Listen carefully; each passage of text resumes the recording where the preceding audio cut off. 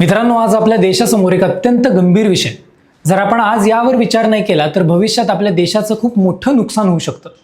आपण चंद्रावर पोहोचलो, सूर्याच्या दिशेने झेप घेतली आणि आता स्वतःच्या ताकदीवर माणसाला अंतराळात पाठवण्याची तयारी करतोय. या सगळ्या यशाच्या मागे कोणतीही अब्जोवधी रुपयांचं बजेट नव्हतं, तर आपल्या इस्रोच्या शास्त्रज्ञांची रात्रंदिवस घेतलेली मेहनत होती. पण आज या शास्त्रज्ञांवर जर कमी पगार, कामाचा प्रचंड ताण आणि सरकारी त्रासाला कंटाळून नोकरी सोडायची वेळ आली असेल तर ही आपल्या संपूर्ण देशासाठी धोक्याची घंटा आहे. नमस्कार, मी रोनक. तुम्ही पाहताय अनफिल्टर्ड महाराष्ट्र. आपण नेहमी म्हणतो की देशाची बुद्धी देशातच राहिलं पाहिजे, पण प्रत्यक्षात काय होतं? मोठ्या कॉलेजमधून शिकलेली मुलं परदेशात जाऊन कोट्यवधीचे पॅकेज घेतात, तेव्हा आपण त्याचं कौतुक करतो. पण जे तरुण देशाची मान जगभर उंच करण्यासाठी अत्यंत कमी पगारात इस्रोमध्ये राहून सेवा करतात, त्यांना आपण काय देतो?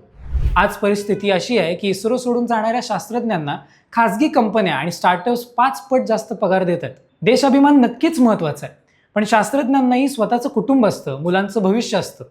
फक्त देशाभिमानाच्या नावाखाली आपण त्यांच्या गरजेकडे दुर्लक्ष करू नाही शकत. हे हुशार लोक आपल्या देशातून बाहेर पडू नयेत असं वाटत असेल तर सरकारने काही महत्त्वाचे निर्णय घेतले पाहिजेत. सगळ्यात आधी शास्त्रज्ञांचे पगार इतर सरकारी नोकरीसारखे न ठेवता त्यांच्यासाठी एक खास चांगला पगार ठरवला पाहिजे. दुसरं म्हणजे आपले वैज्ञानिक काही रोबोट नाही आहेत. कामाचा अतिरिक्त ताणामुळे त्यांच्यावर मानसिक दबाव येतो.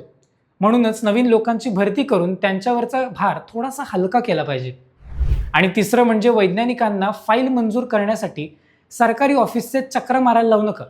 त्यांना फक्त त्यांच्या संशोधनावर लक्ष देता येईल इतकंच मोकळीक दिली पाहिजे. आपली गगनयान मोहीम हा फक्त इस्रोचा प्रकल्प नाही, तर तो आपल्या प्रत्येकाचा अभिमान आहे. पण जर आपले मुख्य वैज्ञानिक जर संस्था सोडून गेले तर आपण अंतराळात तिरंगा कसा फडकवणार? म्हणूनच जय जवान जय किसान सोबत आता जय विज्ञान हा मंत्र फक्त बोलून चालणार नाही, तर तो प्रत्यक्षात आणलं पाहिजे. सरकारने या समस्येकडे गंभीर्याने लक्ष देऊन आपल्या या हिऱ्यांना देशाचा योग्य आदर आणि आर्थिक सुरक्षितता दिली पाहिजे. हीच आजच्या काळची गरज आहे. व्हिडिओ आवडला असेल तर लाईक, शेअर, कमेंट नक्की करा आणि चॅनलला सबस्क्राईब करायला विसरू नका. भेटूया पुढच्या व्हिडिओमध्ये. धन्यवाद.